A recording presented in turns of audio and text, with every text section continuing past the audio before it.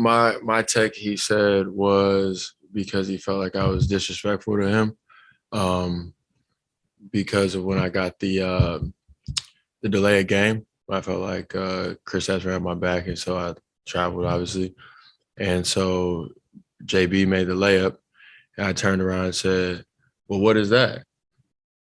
And he said, "Tech." I don't know the exchange between Coach Kidd and him, the first tech. I know that the second tech, he said, "Well, whose ball is it?" And then he checked him up again and tossed him. So, I mean, I'm assuming 90% of communication is nonverbal. So it had to be a nonverbal cues that got us these texts because it couldn't have been the words actually used. Hey, man, human beings, dog.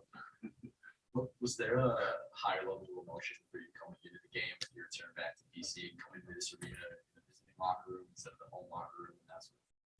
And To a degree. I mean, but it wasn't like Brooklyn, for example, where like I spent 5 years, grew a lot, made a home. You know what I'm saying? I was in and out. I was here for a couple months. Definitely more so than any other game, of course, but like not to the degree of something else that I've experienced as well. Were you expecting to shoot a video today? Honestly, because of Davis, yes. Okay. Yeah. I feel like because Davis spent actual time here. You know what I mean? I feel like if it wasn't for Davis, then like they wouldn't have, but then it would have been in poor taste if they did it Davis and not me. So you kind of got to like throw it in there at that point. Nice to see you too, boss.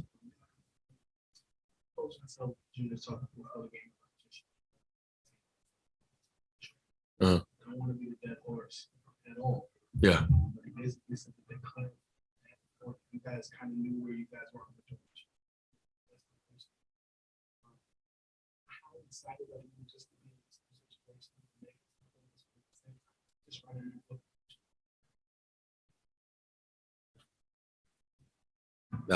That was an interesting two-part question, with part two definitely being the more impactful one. So with that being said, obviously, to play meaningful basketball, to play in the playoffs, to be fighting for the third seed, all those things are a part of what you want as a kid, right? Like I started playing basketball at 4 years old.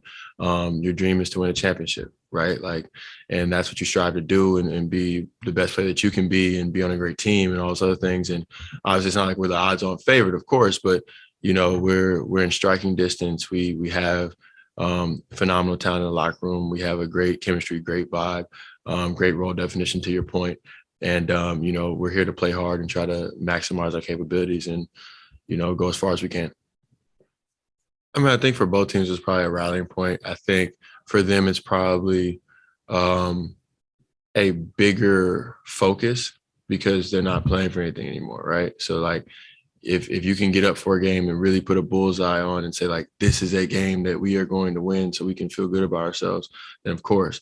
Whereas, like, yeah, we're going to rally for this game, but we're also playing for the third seed. We have, other things we're going on. We're trying to get our defense back on track because we understand the playoffs. We have to do certain things.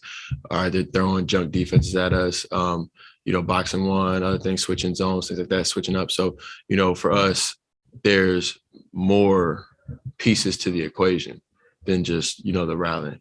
But of course, like everybody wants to beat somebody they have a connection to. Like that's part of life.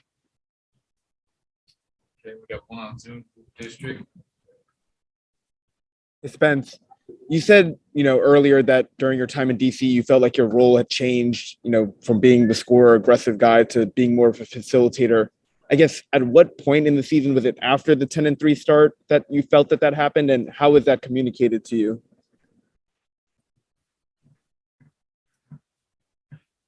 That was great, Hoop District.